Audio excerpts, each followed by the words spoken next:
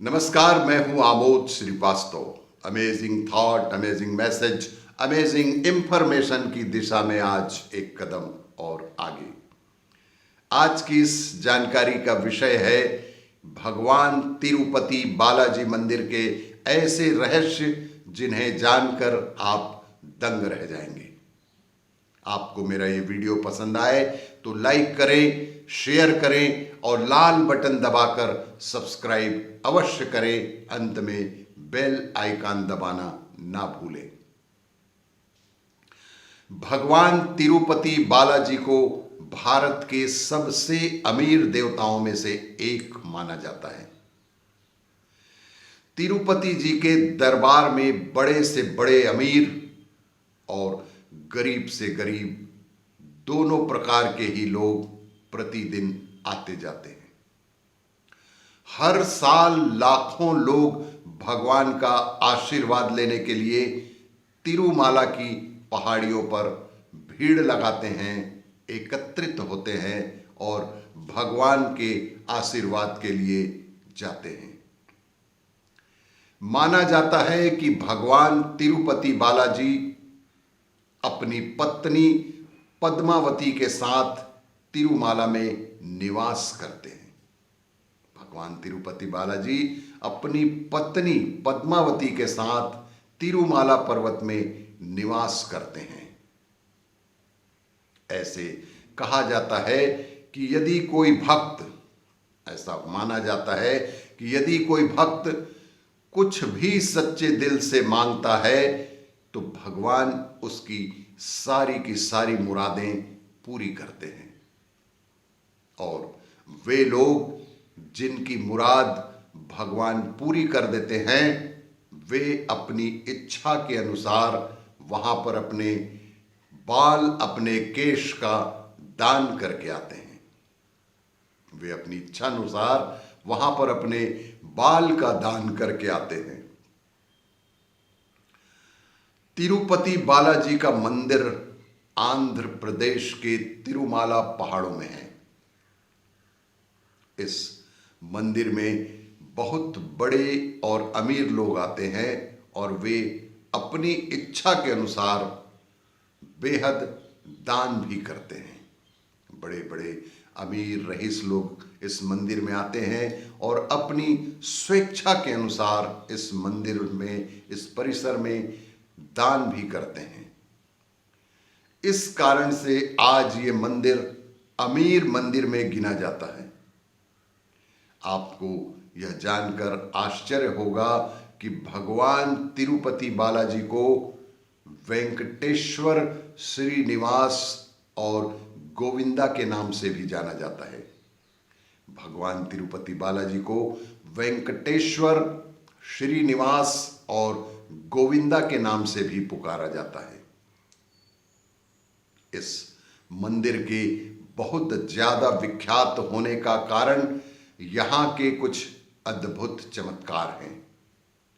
इस क्षेत्र विशेष में कुछ अद्भुत ऐसे चमत्कार हैं कि आप जानकर हैरान हो जाएंगे। इस मंदिर से बहुत सारी मान्यताएं जुड़ी हैं। इस मंदिर से बहुत सारी अनेकों प्रकार की मान्यताएं जुड़ी हैं जो आप माने या ना माने, लेकिन वहां के भक्त इन्हें बहुत मानते हैं।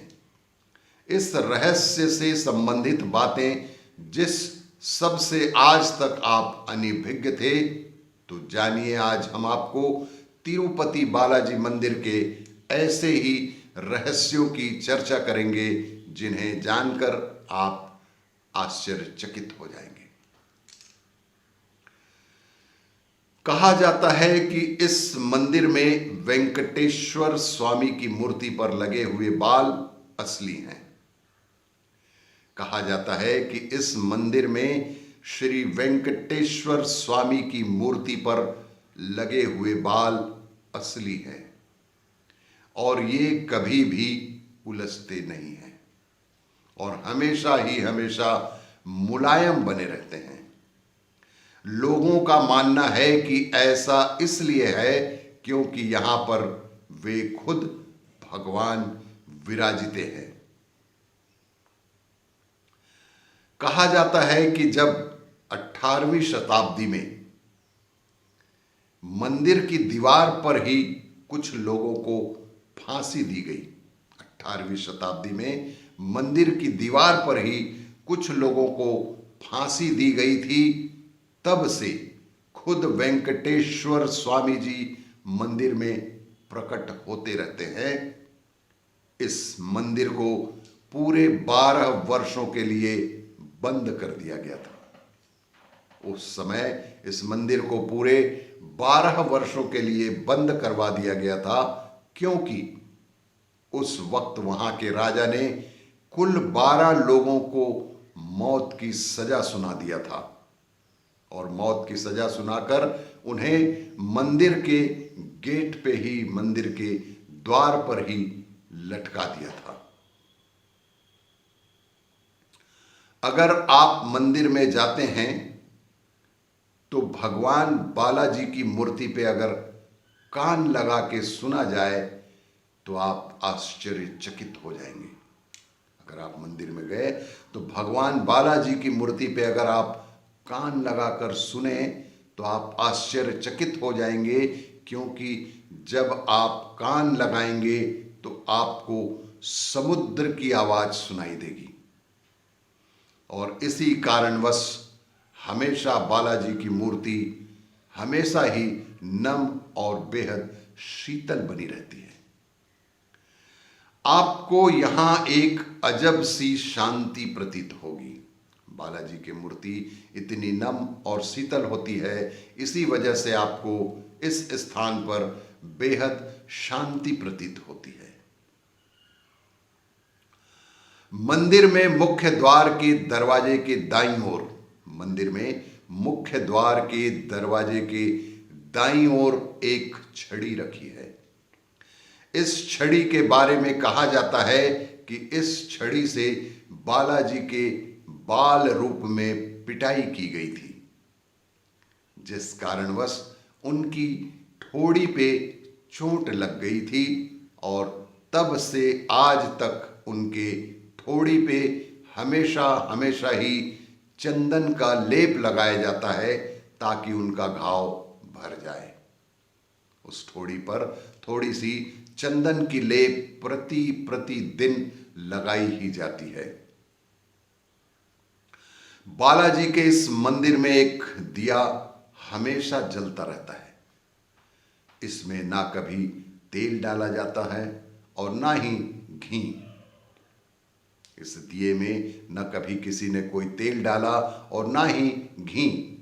सोचने और आश्चर्य करने वाली बात यह है कि ये कोई भी नहीं जानता है कि यह दिया कब और किसने जलाया था, लेकिन यह दिया सतत वर्षों से जला आ रहा है, क्योंकि ये दिया वर्षों से ही जलता ही आ रहा है। किसी को पता ही नहीं कि कब और किसने इस दिए को जलाया था। अगर आप दर्शन करने के लिए बालाजी के मंदिर में जाएंगे तो आश्चर्य में पड़ जाएंगे, क्योंकि जब आप बालाजी के मूर्ति को गर्भगृह से देखेंगे, जब आप भगवान बालाजी के मूर्ति को गर्भगृह से देखेंगे तो भगवान की मूर्ति मंदिर के गर्भगृह के मध्य में स्थित पाएंगे। लेकिन जब आप इसे बाहर आकर देखेंगे तो पाएंगे कि मूर्ति मंदिर के दाईं ओर स्थित है। बेहद आश्चर्य की बात है कि गर्भगृह से और बाहर से मूर्ति के स्थान में परिवर्तन दिखाई देने लगता है। भगवान बालाजी की प्रतिमा पर एक खास तरह का पचाई कपूर लगाया जाता है। अगर इसे किसी भी पत्थर पर चढ़ाया जाता है तो वो कुछ समय के बाद ही चटक जाता है। ऐसा माना जाता है, ऐसा देखा गया है कि पचाई कपूर यदि किसी पत्थर पर चढ़ाया जाए तो वह कुछ समय के बाद ही चटक जाता है, किंतु भगवान की प्रतिमा को आज तक कुछ भी नहीं हुआ है। मंदिर में मूर्ति पर जितने भी फूल पत्ती या तुलसी के पत्ते चढ़ाए जाते हैं वो सब के सब भक्तों को ना देकर, वे सब फूल पत्ती भक्तों को ना देकर पीछे स्थित एक जल कुंड है, उन्हें वहीं पीछे देखे बिना उनका विसर्जन किए जाने का प्रावधान है। उन्हें वहीं पीछे देखे बिना ही उनका विसर्जन किए जाने का प्रावधान है, क्योंकि पुष्प को देखना और रखना अच्छा नहीं माना जाता है। देव पर चढ़े पुष्प को देखना और पास में रखना अच्छा नहीं माना जाता है। प्रत्येक गुरुवार के दिन तिरुपति बालाजी को पूर्ण रूप से पूरा का पूरा चंदन का लेप लगाया जाता है। प्रत्येक गुरुवार के दिन भगवान तिरुपति बालाजी को पूर्ण रूप से चंदन का लेप लगाया जाता है और जब उसे हटाया जाता है तब वहां खुद ब खुद ही माता लक्ष्मी की प्रतिमा उभर आती है। यह आज तक नहीं पता चल पाया है कि ऐसा क्यों होता है। और भगवान तिरुपति बालाजी को प्रतिदिन नीचे धोती और ऊपर साड़ियों से सजाया जाता है। भगवान तिरुपति बालाजी को नित्य प्रति ही कमर से नीचे धोती से और कमर के ऊपर साड़ियों से सजाए जाने का विधान है। मंदिर से 23 किलोमीटर दूर एक गांव है। मंदिर से लगभग 23 किलोमीटर दूरी पर एक गांव है। उस गांव में बाहरी व्यक्तियों का प्रवेश निषिद्ध है। वहां पर जो लोग रहते हैं वे बेहद नियम से रहते हैं। वहीं से लाए गए फूल भगवान को चढ़ाए जाते हैं। वहीं से लाए हुए फूल भगवान को चढ़ाए जाते हैं और वहीं की ही वस्तुओं को चढ़ाया जाता है, जैसे दूध, घी, मक्खन इत्यादि। शेष जो भक्तगण लाए रहते हैं उन्हें भगवान में कभी भी चढ़ाते हुए नहीं देखा गया है। तिरुपति मंदिर में भक्तों के द्वारा बहुत दान दिया जाता है। मान्यता अनुसार इस मंदिर में दान की परंपरा विजयनगर के राजा कृष्णदेवराय के समय से चली आ रही है। मान्यता के अनुसार इस मंदिर में दान की परंपरा विजयनगर के राजा कृष्णदेवराय के समय से ही चली आ रही है।